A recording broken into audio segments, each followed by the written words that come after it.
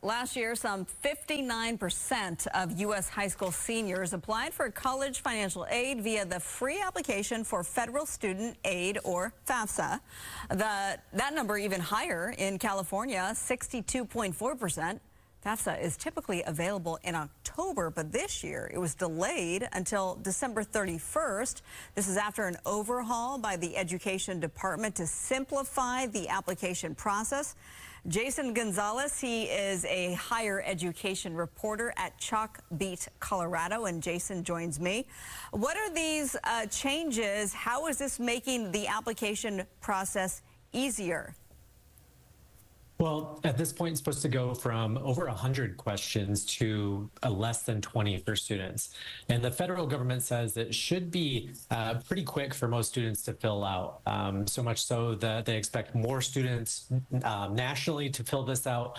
And just for families to be able to connect tax information easier. It's supposed to just be a better form altogether and a better user experience for students and families. Because there is this delay, then I see that it's through June 30th, so they've extended the deadline to apply. Is that right?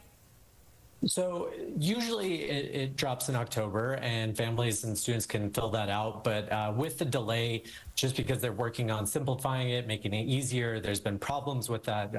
They delayed it until December this month. And so we're not sure exactly when it's going to come out this month. Most advocates say by December 31st or on December 31st. But we've known this is going to happen until since about March. Okay, so the Washington Post, though, did some reporting essentially saying, oops, the government forgot to factor in inflation. And we know that this is the lifeline for so many students. This is the difference between can I go to college or can I not?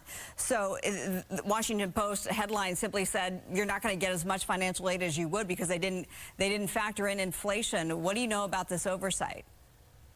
So it's not going to affect the lowest income students. Most of those students are getting a full Pell award, but it is going to affect those who have partial Pell, who could qualify for more. It could be a couple hundred, could be a couple thousand.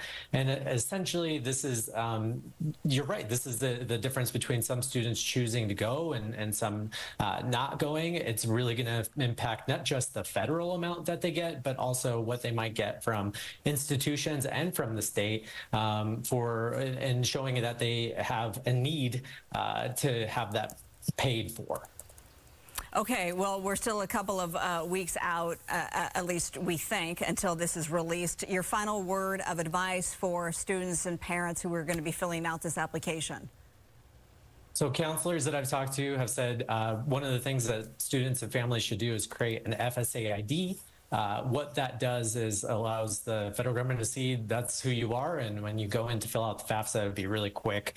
You won't have to create that ID process. They've also encouraged students to look at the student aid